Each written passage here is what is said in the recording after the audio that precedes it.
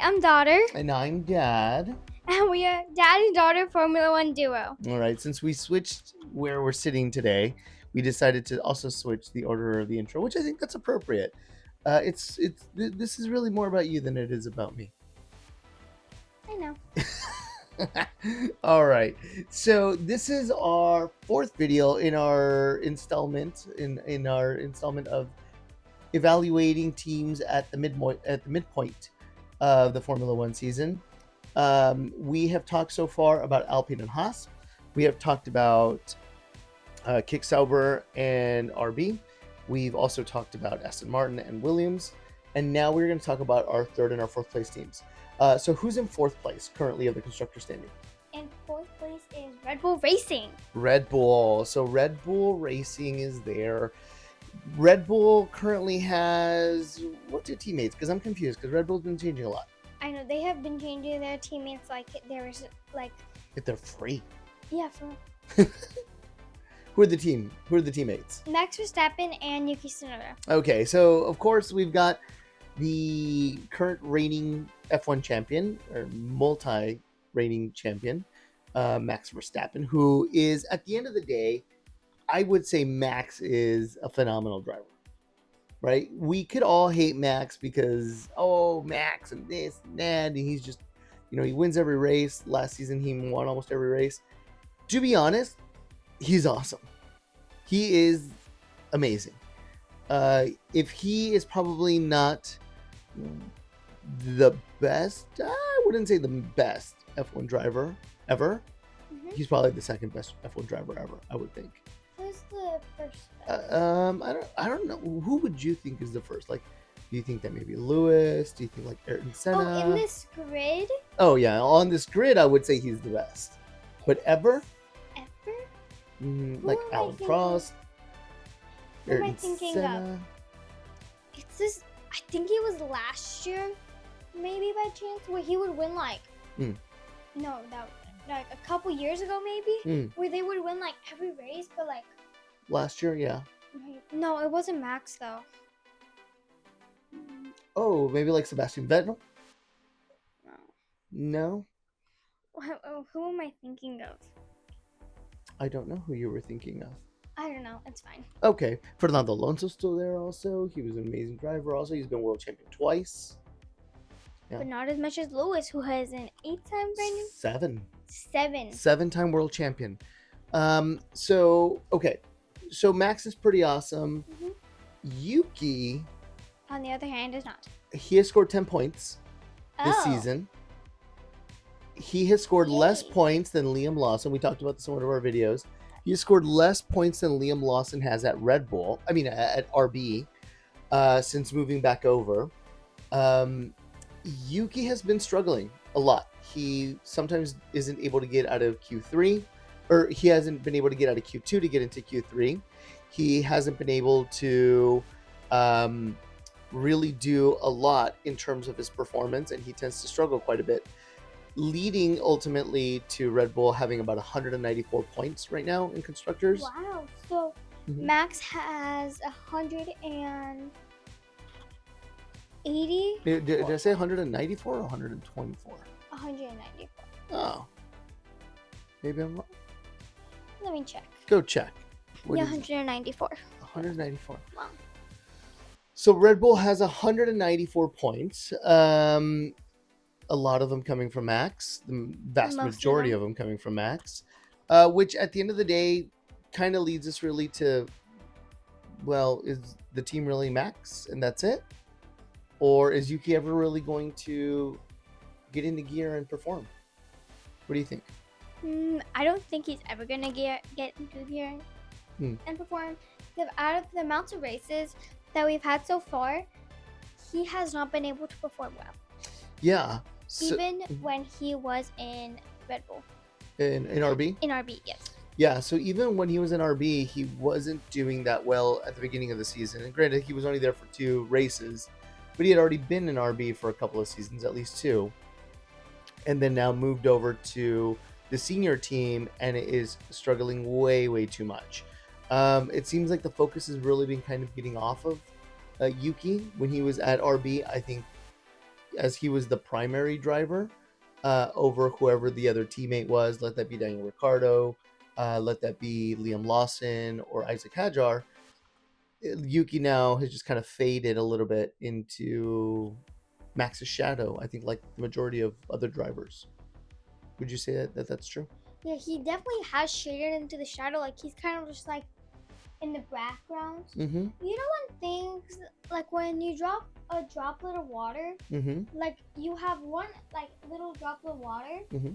and like it's singular, like you know it, like you know what I mean, like you can see it. Yeah. And like it kind of stands out. Yeah. But when you drop it in a bottle of water or in a bucket of water, it kind of just fades out and spreads out onto the water. Yeah. That is exactly what's happening with Yuki. Oh, wow, interesting. That is very philosophical analogy. I appreciate that. Thank you. I don't know if that's how cool it is, but okay, thank you. Like it really makes you think, right? But that is a very good comparison, so I like that. So in terms of Red Bull's performance, and I agree with you, right? That I think Yuki is just kind of just there. He's just kind of getting lost a little bit.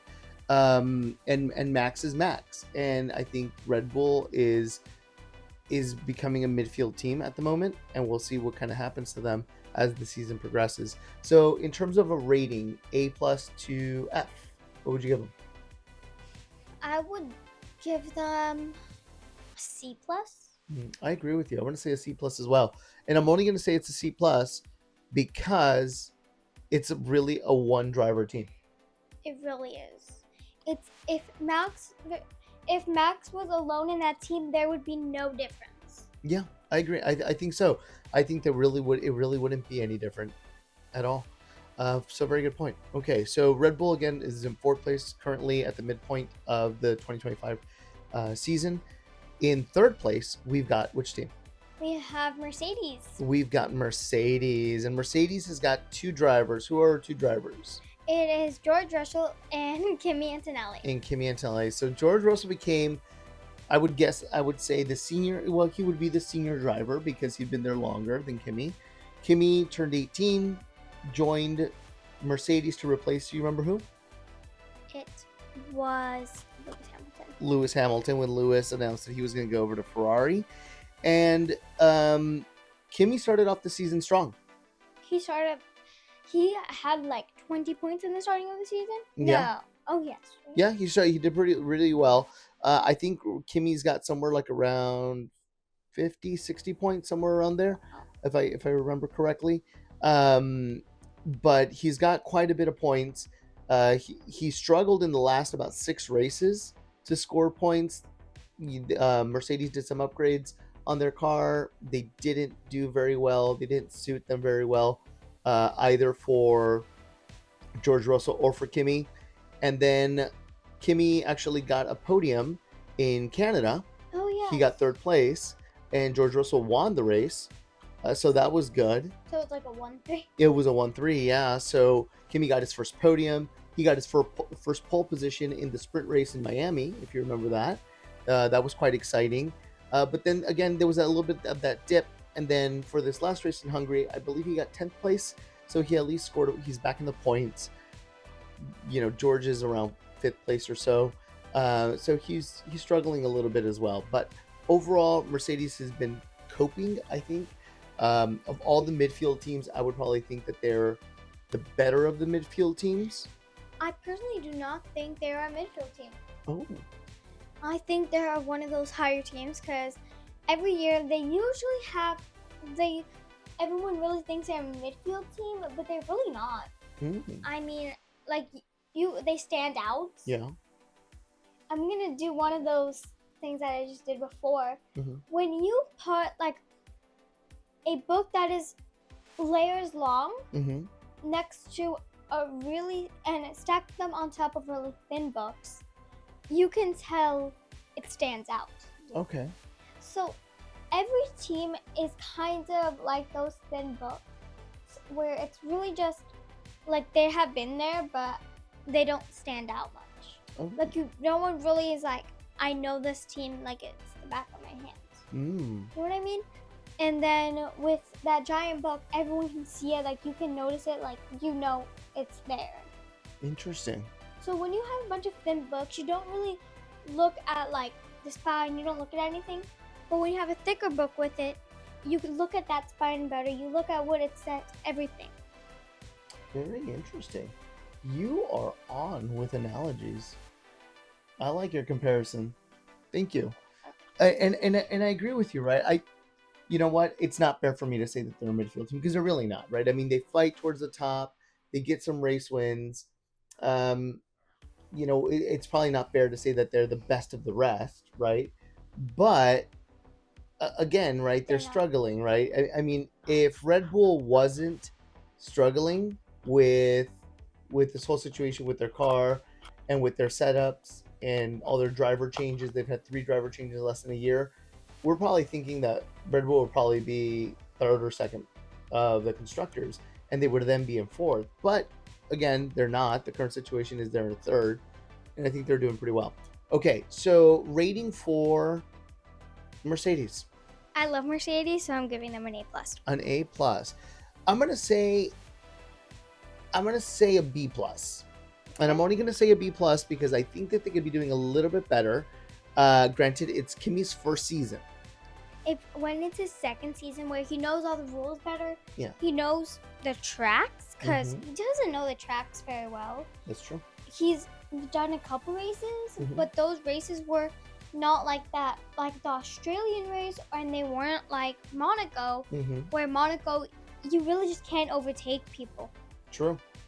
And with and the other races where their tracks are way harder than that everyone says it out to be, Kimi's probably never done those races, and then he's probably done the easier tracks where it's like 1 or 2 turns and they're all very like subtle turns. He's probably done one of those races, and he's never done Australia. And Australia is, personally, in my opinion, it is one of the hardest races ever. Interesting. Because there's turns and turns and turns, and then I know there's a super fast turn. I can't remember which turn it is, but I think there's a super fast turn where you really just have to go. Yeah. You have to press. I don't know what. You have to press the pedal or whatever. Yeah. And you have to go in order to make the turn without like spinning out. So of course it's really hard to Australia. Yeah. And there are other races where it's also really hard to do. Yeah. And I'm pretty sure Kimi's never done those. Yeah. True. And yeah, right. So when you think about it, when they come from Formula 2 to Formula 1, Formula 2 doesn't do all the tracks. They don't do all 24. They do some of them. They do half of them, just about. So sometimes these drivers have never had a chance to see any of these tracks. It's their very first time. And then the weather conditions are really bad, like in Australia when it happened. So they may be unfamiliar with the track. Weather conditions aren't good. Everything is against them, and they're trying their best. So I agree with you. So that is a very fair assessment, and I like your inputs. You had some well, number one, you always have amazing insights every single video, but I think today you're on it. I really enjoy it. Thank you. All right. So before we end for this evening, anything that you would like to say? Don't forget to like, subscribe, and speak to those notifications, everybody. Bye.